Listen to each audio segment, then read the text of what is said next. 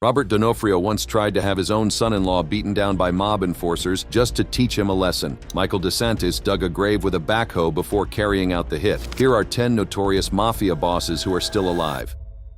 Little Robert Donofrio, acting boss of the Colombo crime family. Born around 1957, Donofrio's journey into the Mafia began in December 1988, when he was inducted into the Colombo family during what would prove to be the calm before one of the most violent storms in American organized crime history. His induction was facilitated by Victor Little Vic Orena, the acting boss at the time, and sponsored by Capo William Wild Bill Cutolo, with the blessing of the family's official boss, Carmine Jr. Persico. The defining moment of his criminal career came in 1991, when he made a decision that would save his life and ultimately lead to his current position of power. In a move that demonstrated both pragmatism and survival instinct, Donofrio switched allegiance to the Persico faction, a decision that put him on the winning side when the dust finally settled. This wasn't just about picking sides, it was about reading the political winds of a criminal organization in chaos and making the choice that would ensure survival. The price of this survival was steep. In 1992, Donofrio was arrested and pleaded guilty to conspiracy to commit murder for his role in the conflict, receiving an 8-year prison sentence. During this period, he was involved in failed plots to murder several Orena faction members, including his former sponsor William Cutolo, whom he had once described as his best friend in the life. Released in 2000, Donofrio demonstrated the patience and cunning that would eventually lead him to the top of the family hierarchy. For over 2 decades, he managed to avoid significant legal trouble while steadily building his influence within the organization. This period of quiet maneuvering culminated in 2022, when the death of Andrew "Mush" Russo created a leadership vacuum that Donofrio was uniquely positioned to fill. In July 2023, Gangland News publicly identified Donofrio as the acting boss of the Colombo family, a role he's expected to maintain until Theodore "Skinny Teddy" Persico Jr. is released from prison in December 2025. What sets Donofrio apart from many modern mob figures is his connection to popular culture through his former marriage to Angela Big Ang Raiola, larger-than-life reality TV star from VH1's Mob Wives. This unusual public exposure, which would typically be career-ending in the secretive world of organized crime, somehow didn't derail his rise to power. Sources indicate that Donofrio dodged fallout from the show, suggesting he was not held responsible for his ex-wife's public persona. Today, Donofrio operates a produce business in Brooklyn and resides in the Bay Ridge-Dyker Heights neighborhood. But don't let the fruit stands fool you. Donofrio's quiet empire might just be the perfect cover for what's next. Because while the Colombo family may be weakened, the streets are watching to see what Little Robert does when Skinny Teddy walks free in December 2025. While Donofrio played the long game, Michael Big Mike DeSantis earned his stripes the hard way through blood and bullets.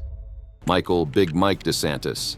DeSantis was inducted into the Lucchese crime family in November 1989 during a ceremony held at the home of Peter Vario's nephew in Canarsie, Brooklyn. The ceremony itself reads like a who's who of Lucchese power, attended by boss Vittorio Vic Amuso, underboss Anthony Gaspipe Casso, and several influential capos. DeSantis was proposed for membership by Peter Fat Pete Chiodo, a key capo whose crew would become central to DeSantis' early criminal career. His involvement in the murder of John Morrissey in the late 1980s provides a chilling glimpse into the violent world he inhabited. Morrissey, a business agent for Local 580 of the Ornamental Ironworkers Union, was involved in a window replacement scheme that defrauded the New York City Housing Authority of millions of dollars. When Amuso and Casso feared Morrissey might cooperate with authorities, they ordered his elimination. DeSantis' role in this murder was particularly gruesome. He dug the grave for Morrissey's body using a backhoe, demonstrating the hands-on approach that would define his criminal career. But DeSantis' most significant early crime came on September 19, 1991, when he participated in a failed assassination attempt on acting boss Alphonse Little Al Darko at the Kimberly Hotel in Midtown Manhattan. The failure of this hit had catastrophic consequences for the Lucchese family, as Darko escaped and subsequently became a government witness, providing critical testimony that would devastate the organization for years to come. These crimes caught up with DeSantis in April 1993, when he was arrested and eventually sentenced to 21 years years in prison. For most men, such a lengthy sentence would signal the end of their criminal careers. For DeSantis, it was merely an intermission. Released on June 28, 2010, he returned to a Lucchese family that had been decimated by prosecutions and internal conflicts. As of 2025, DeSantis continues to lead the Lucchese family while maintaining a relatively low profile. But keeping a low profile doesn't mean staying idle. The question now is, how long can Big Mike keep the peace in a family that's always one betrayal away from blowing up?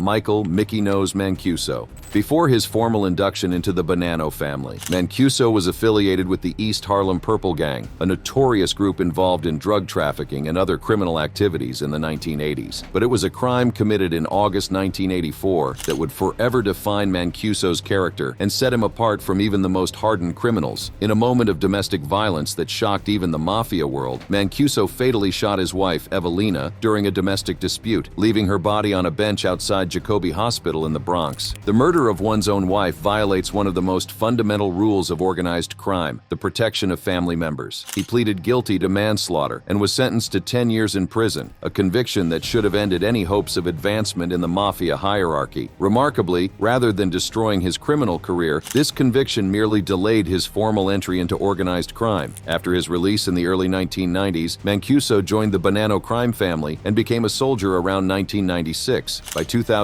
Mancuso had been promoted to capo, captain, overseeing his own crew within the family. Just 1 year later, acting boss Vincent "Vinny Gorgeous" Basciano elevated Mancuso to acting underboss. And when Basciano was imprisoned later that year, Mancuso became acting boss in November 2004. Mancuso's leadership was immediately marked by more violence. In May 2005, former Bonanno boss Joseph "Big Joey" Massino, who had become a government informant, implicated Mancuso in the 1999 murder of Bonanno capo Gerlando, George from Canada Siasha. This accusation added another murder to Mancuso's already lengthy criminal resume. The crime that would ultimately send Mancuso back to prison was his orchestration, along with Vincent Basciano, of the 2004 murder of Bonanno associate Randolph Pizzolo, whose body was found in Brooklyn. In 2008, Mancuso pleaded guilty to murder, conspiracy, and other charges, receiving a 15-year sentence. The plea deal spared him from a potential life sentence or death penalty, demonstrating his ability to negotiate even in the most dire circumstances. In June 2013, while still incarcerated, Mancuso was selected as the official boss of the Bonanno crime family, succeeding Massino. On March 9, 2022, he was arrested for violating his supervised release by associating with organized crime members and was released on a $500,000 bond. On July 28, 2023, he was sentenced to 11 months in prison for these violations, partly due to a recorded conversation involving pasta sauce that suggested ongoing Mafia ties. Mancuso was released on July 28, 2024, and reportedly resumed his role as boss, making rounds in the Bronx to reinforce his leadership. Despite the internal dissent, Mancuso's position as boss appears secure as of 2025. Still, in the volatile world of La Cosa Nostra, nothing stays stable for long. And with the Fed circling and internal rivals sniffing opportunity, one wrong move could send Mickey Nose back into the fire. Michael "Mickey" Ragusa.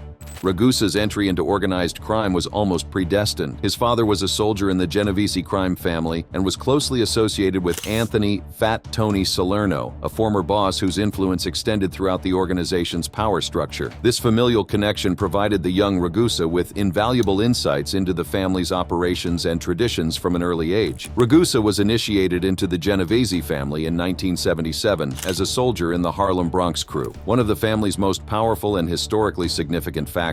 This crew, which has long been a cornerstone of Genovese power, has been involved in various rackets including labor racketeering and waterfront control, activities that would shape Ragusa's understanding of modern organized crime operations. Until recently, there were few photos of him available, and he rarely appears in public or media reports. This invisibility is not accidental. It represents a calculated strategy that has allowed him to operate with impunity, while less discreet mobsters have fallen victim to law enforcement scrutiny. Ragusa's criminal career took a significant turn in January 2002 when he was indicted as part of a sweeping racketeering case involving the Genovese family's infiltration of the International Longshoremen's Association, ILA. This case was particularly significant because it targeted the family's control over one of the most lucrative criminal enterprises in American organized crime, the New York waterfront. The indictment painted a picture of sophisticated criminal enterprise that extended far beyond traditional street crimes. The charges included high-ranking members such as acting boss Ernest Muscarella, Capo Charles Tuzzo, boss Liborio Bellomo, and associate Andrew Gigante, with accusations centering on the family's efforts to control the New York waterfront through extortion, money laundering, and labor racketeering. On April 7, 2003, Ragusa pleaded guilty to violating the Racketeer-Influenced and Corrupt Organizations (RICO) Act in the case of United States v. Bellomo. He was sentenced to prison and released in 2008, demonstrating the relatively lenient treatment that often accompanies cooperation or plea agreements in complex racketeering cases. During the investigation, Ragusa was alleged to have held a sham no-show job at Metro, a trade group linked to the mob's waterfront activities. This type of arrangement, where mobsters receive salaries for jobs they never actually perform, represents a classic method of legitimizing criminal income while maintaining influence within labor organizations. By 2019, Ragusa was confirmed as the street boss of the Genovese family, a role that involves relaying orders from the official boss, Liborio Barney Bellomo, to the family's capos and soldiers. As of 2024, Ragusa works under official boss Liborio Barney Bellomo in overseeing a family that is estimated to have approximately 220 made members, making it one of the largest and most powerful mafia families in the United States. But with great power comes a spotlight, even in the shadows. And as federal agencies refocus on labor rackets and no-show jobs, Ragusa's once invisible playbook might just become Exhibit A in the next big takedown.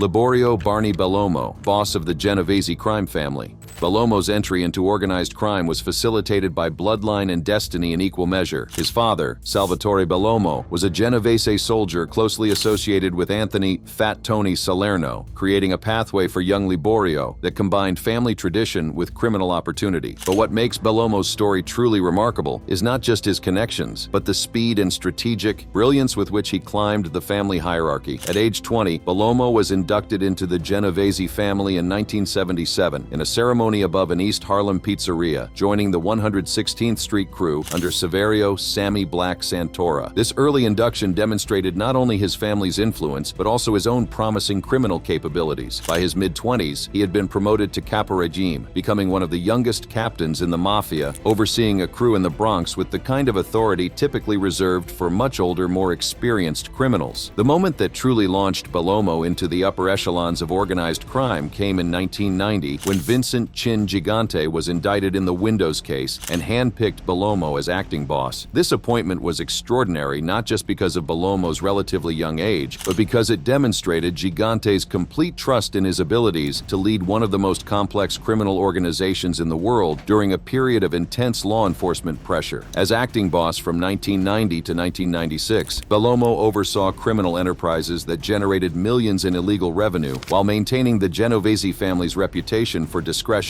and effectiveness. His operations included labor racketeering, particularly control of labor unions at the Jacob Javits Convention Center, where he extracted profits through extortion and influence. Additionally, he amassed wealth through bookmaking and loan sharking, becoming a millionaire in the 1980s. But Bellomo's criminal portfolio extended far beyond traditional mob activities. He invested mafia funds in real estate, construction companies, waste management, and vending machine distributors in New York and Florida. On June 11, 1996, Bellomo was indicted on RICO charges, including extortion, labor racketeering, and ordering the murders of Di Simone and Di Lorenzo. The murder charges were eventually dropped in February 1997, but he pleaded guilty to extortion and was sentenced to 10 years, forfeiting $250,000. This legal victory, avoiding life imprisonment for murder while accepting a relatively modest sentence for extortion, demonstrated his ability to negotiate even under the most serious circumstances. Additional legal troubles followed when he was charged on July 13, 2001, with money laundering for embezzling funds from the International Longshoremen's Association (ILA) pension fund between 1996 and 1997. Then, on February 23, 2006, he was indicted on racketeering charges, including ordering the 1998 murder of Ralph Coppola and 2 schemes to obstruct justice. He pleaded guilty to mail fraud in 2007, adding 1 year to his sentence. Bellomo was released from prison on December 1,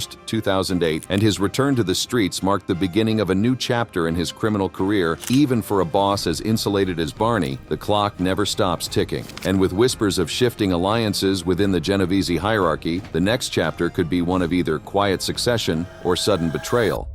Lorenzo Manino.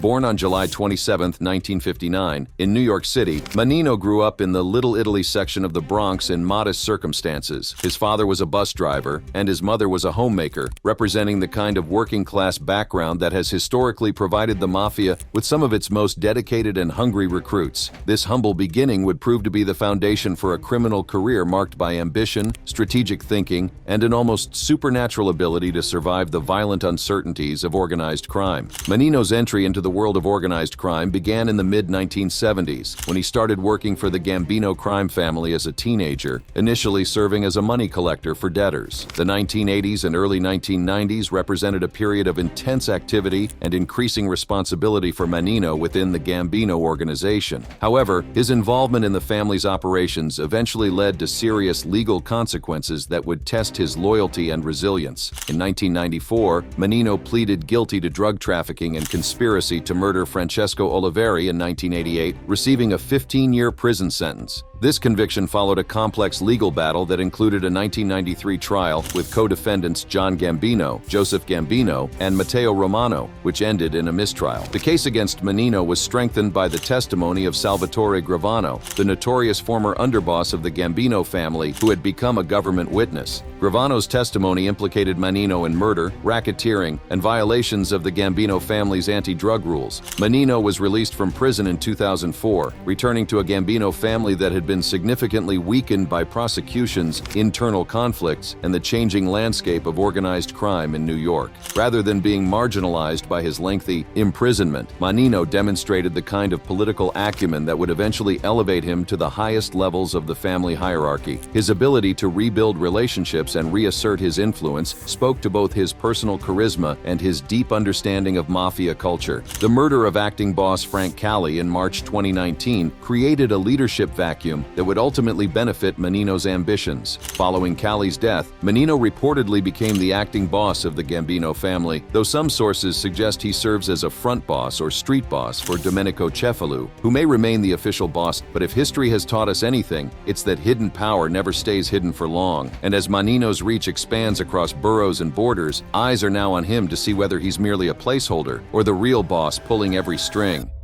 Domenico, Italian Dom Cefalu. Cefalu's journey to America began at age 14, when he and his family relocated to Brooklyn, New York, settling in the mob-dominated area of Bensonhurst, specifically around 18th Avenue. This neighborhood, which would inspire one of his nicknames, Dom from 18th Avenue, was steeped in organized crime culture and provided the perfect environment for a young Sicilian immigrant to be introduced to the American branch of La Cosa Nostra. The transition from Sicily to Brooklyn was more than geographical. It represented Cefalu's entry into a world where old world traditions merged with new world opportunities. It was in Brooklyn that Cefalu was introduced to the Gambino crime family, one of the 5 families that have historically controlled organized crime in New York City. This introduction would prove to be the foundation for a criminal career spanning over half a century. Cefalu's early criminal activities centered on what was perhaps the most lucrative and dangerous enterprise in organized crime during the 1960s, 1970s, and 1980s. He quickly became involved in smuggling operations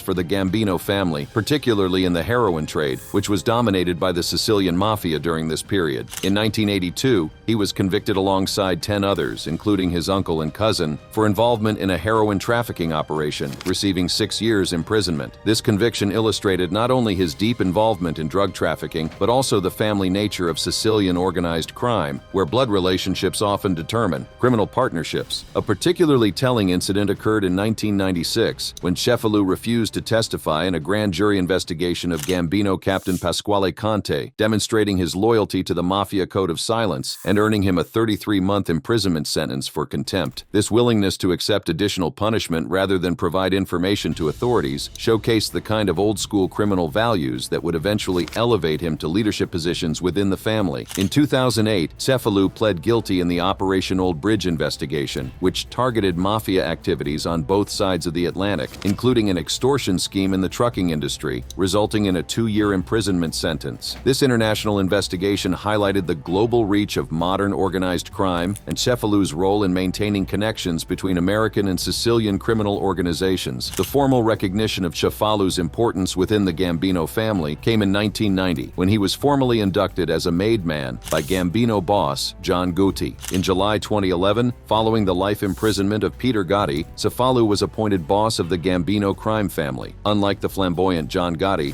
Cefalu adopted a low-key, understated style, earning the nickname Quiet Dom. But quiet doesn't mean inactive. As younger capos climb the ranks and the next generation eyes the throne, questions are swirling. How long can Quiet Dom hold on to power before someone louder makes their move? Renato Cinque Granella.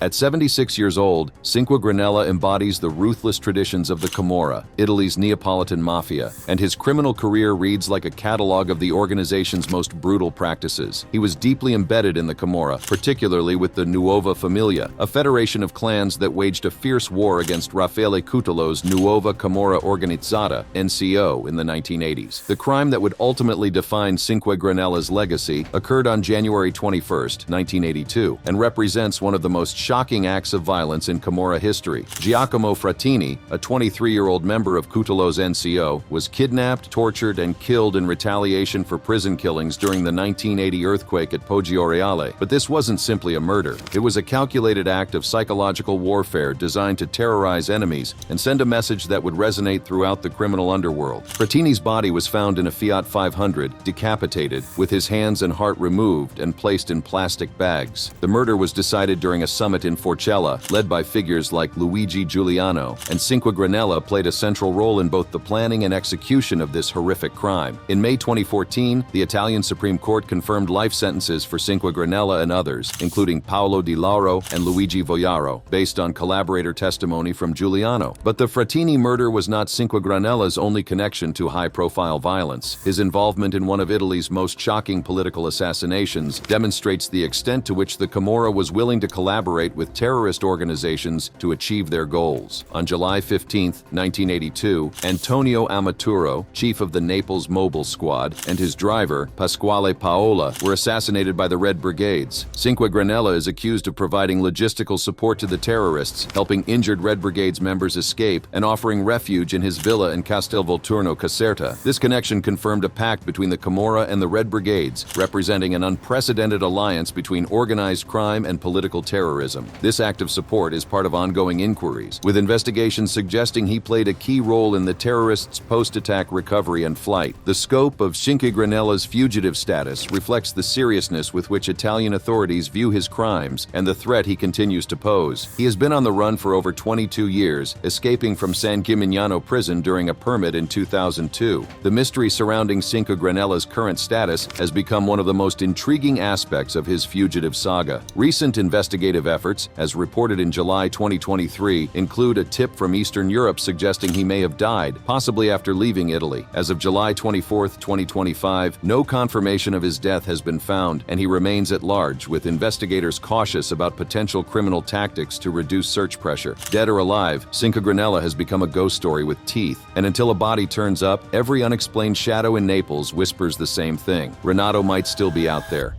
Attilio Cubeddu. Cubeddu's criminal career began early, with numerous criminal records from an early age, setting the stage for his later involvement in organized crime. His progression from petty criminal to kidnapping mastermind illustrates the way in which Italy's criminal underworld could transform ambitious individuals into sophisticated criminal organizers. The first major kidnapping that established Cubeddu's reputation occurred in 1981, when 17-year-old Cristina Peruzzi was kidnapped in Montepulciano, Tuscany, and held for 25 days before being released after her family paid a ransom. This operation demonstrated the group's ability to operate far from their Sardinian base while maintaining the operational security necessary to avoid immediate capture. However, it was the events of 1983 that would truly establish Cubeddu as one of Italy's most wanted criminals. In Bologna, Emilia Romagna, Ludovica Rangoni Machiavelli, the 23-year-old sister of actress Nicoletta Rangoni Machiavelli, was kidnapped on May 4, 1983. She was held for over 3 months months and released on August 12, 1983, after a ransom payment of 200 million lire. Almost simultaneously, Patrizia Bauer was also kidnapped and held for 67 days, released only after a ransom payment of 2.5 billion lire. Cubeddu's criminal activities led to his arrest in April 1984 in Riccione, where he was sentenced to 30 years in prison for the aforementioned kidnappings. During his imprisonment at Badui Caros prison in Nuoro, Cubeddu was considered a model prisoner, earning several furloughs. This behavior pattern, exemplary conduct while incarcerated followed by immediate return to criminal activity upon release, is common among sophisticated criminals who understand that good behavior in prison can lead to opportunities for escape or early release. On January 1997, during one such furlough, Cubeddu failed to return to prison, marking the beginning of his current fugitivity. The escape coincided with his involvement in the kidnapping of Giuseppe Sofiantini, an entrepreneur from Brescia, on June 17, 1997. Sofiantini was held for 237 days and released on February 9, 1998. After a ransom of $4 million was paid, Cubeddu and Giovanni Farina acted as custodians during this extended captivity, but after vanishing into thin air in 1997, Cubeddu left behind a legacy of fear and unanswered questions. And to this day, Italy's most elusive kidnapper remains the boogeyman of law enforcement nightmares: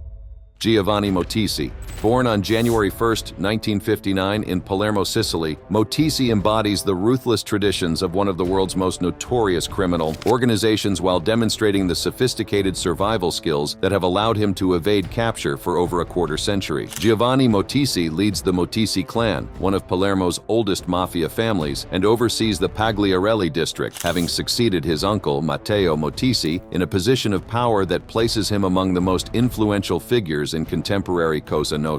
The foundation of Giovanni Motisi's power rests on his historical alignment with the most brutal and effective leaders in Cosa Nostra history. He is recognized as one of Palermo's most powerful mafia bosses, with a history tied to key figures like Toto Riina and Bernardo Provenzano, the legendary Corleonese leaders who transformed Sicilian organized crime from a regional criminal enterprise into a sophisticated international organization capable of challenging the Italian state itself. During the Second Mafia War, 1981 to 1983, the Motisi clan was historically allied with the Corleonesi during this period of violent conflicts with rival factions like the Bontad and Inzerillo clans. This alliance wasn't merely political, it was cemented through participation in some of the most brutal acts of violence in modern criminal history. Matteo Motisi, Giovanni's uncle, was involved in the murders of 22 members of rival groups and received life sentences for the assassinations of anti-mafia judges Rocco Cinici, Giovanni Falcone, and Paolo Borsellino. Giovanni Motisi's personal involvement in Cosa Nostra's campaign of violence against the Italian state began early in his criminal career and established his reputation as one of the organization's most trusted and deadly operatives. He was convicted and sentenced to life imprisonment for the murder of police officer Giuseppe Montana on July 28, 1985, a killing that represented part of a broader strategy to eliminate law enforcement officials who posed threats to mafia operations. He is also implicated in the murders of Nini Cassara, the deputy chief of Palermo's flying squad, and Roberto Antiochia, his escort, on August 6, 1985. According to mafia informant Francesco Lamarca, Motisi participated in planning meetings for Cassara's assassination. Perhaps most significantly, mafia informant Calogero Ganci stated that Motisi was present at a Cosa Nostra cupola meeting where the assassination of General Carlo Alberto Dalla Chiesa was discussed in 1982. While he was not directly involved in the execution of this particular murder, his presence at such high-level strategic discussions demonstrates his trusted status within the organization and his access to the most sensitive criminal planning. Giovanni Motisi continued the family tradition as a trusted killer for Riina and later aligned with Provenzano after Riina's capture in 1993. Following the arrests of older generation bosses like Provenzano, Antonio Rotolo, and Salvatore Lo Piccolo in 2006 and 2007, Motisi was considered among the upcoming young mafia leaders. In 2024, Italian police released an updated identikit of Motisi using age progression technology to reflect his current appearance. However, in 2025, reports emerged suggesting his death in a clinic in Cali, Colombia, based on claims by photographer Antonello Zapadu, who alleged Motisi died of pancreatic cancer. Investigations by the Italian embassy in Bogotá and the Palermo prosecutor's office, as reported in March 2025, found no evidence to support these claims, maintaining his official status as a fugitive. According to some speculation, such as from Pentito Angelo Cassano, Motisi might be hiding in Agrigento, Sicily, though this remains unconfirmed. That brings us to the end of this video. For more interesting videos like this, click on the cards on your screen.